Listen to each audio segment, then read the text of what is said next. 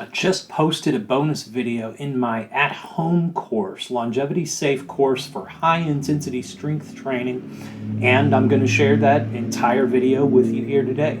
I do have two courses, one for machines and one for at-home work, and within those courses are 3 different ways that you can work out. Down below are 3 free PDFs that can get you started with some beginner information, some preliminary information that's going to help you stay safe and get the most out of your exercise for absolutely free. With at-home exercise, typically people don't know that they're not getting to the highest intensity that they can. So my biggest advice is to keep training intensely and keep priming your mind that you can train more intensely.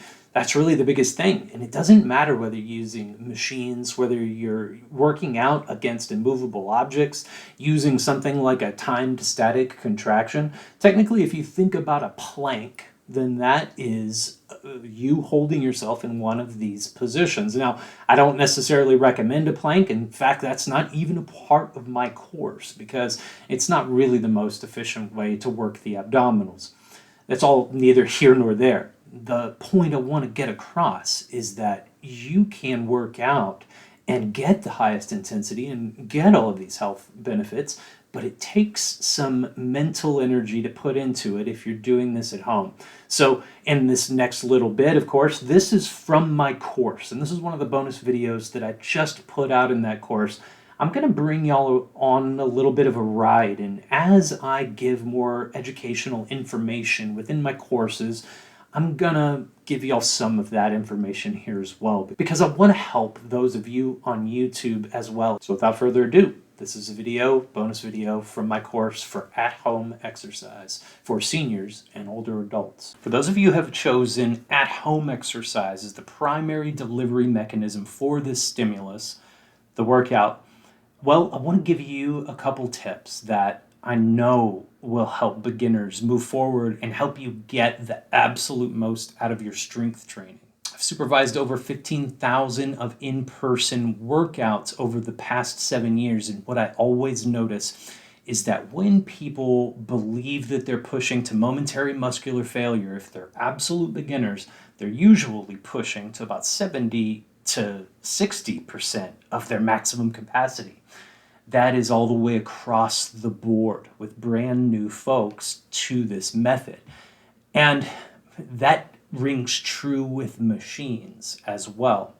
So what this crossover tells us is that it's a little bit more difficult to get to momentary muscular failure at home than it is on machines. And follow me here. People who use machines are technically forcing themselves into reaching a higher intensity by loading a bunch of weights on their muscles.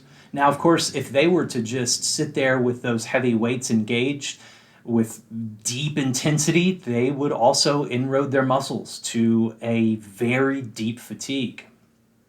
Even they could reach momentary muscular failure just doing static holds on those machines. Now, just the weights being there on those machines themselves puts us in a position to where we don't have a choice but to work hard. So a couple of examples from in the course to work the biceps. We use a belt or a table, an immovable object, and we resist and we pull with 3 levels of increasing intensity until we reach the deepest intensity that we can. There's no weight being applied to us, so we are completely responsible for making sure that all of that intensity is happening. And judging that isn't always the easiest thing. So just a word of advice, pay extra careful attention to reaching that deepest place of momentary muscular failure when you're at home, because you don't have the aid of those weights to push against the muscles. You're responsible for all of this. Of course, pulling against the table is the same thing essentially. It's just that you have to do all of the work. The weights aren't meeting you halfway. This video exists because I want you to begin honing your willpower, but also priming your mind that you can do more with intensity. We don't have to do more exercise. We just have to put in more effort while we're doing exercise.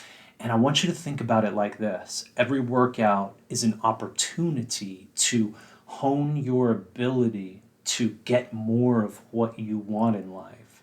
That's exactly what effort will, of course, eventually give us. But we're completely locked in the moment. We can't necessarily see the future results without them happening first. But just know that when you're using the science of strength training, when you're training to a higher intensity, when you're using these principles, that you will get the results that other people aren't able to. So continuing to hone yourself in that manner is so useful. I want you to know that your efforts are noticed. If you're doing this and you're asking questions and you're getting better at your workouts, you'll continue to notice that your body continues to build over and over. I want you to think about the workout, the stimulus, and applying it as something essential as brushing your teeth. Whenever we consider we have to go to these appointments and do this thing, well, then we don't have a choice. And I want you to think about the difference that that decision would make. Just choosing, I have to do this because I can get those health results.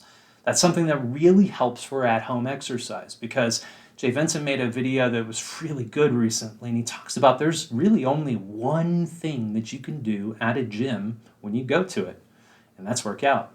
And at home, we have all of these distractions, our TV, our laundry, simply priming your mind. Not only this is a space, your living room and your dining room table are now a space to do one more thing, because of course we do lots of things in our living rooms and our dining rooms. Just adding this and saying, this is essential. My appointment to myself is on this day, at this time, in this room. And if it takes getting distractions outside, you can definitely find yourself a place to do that.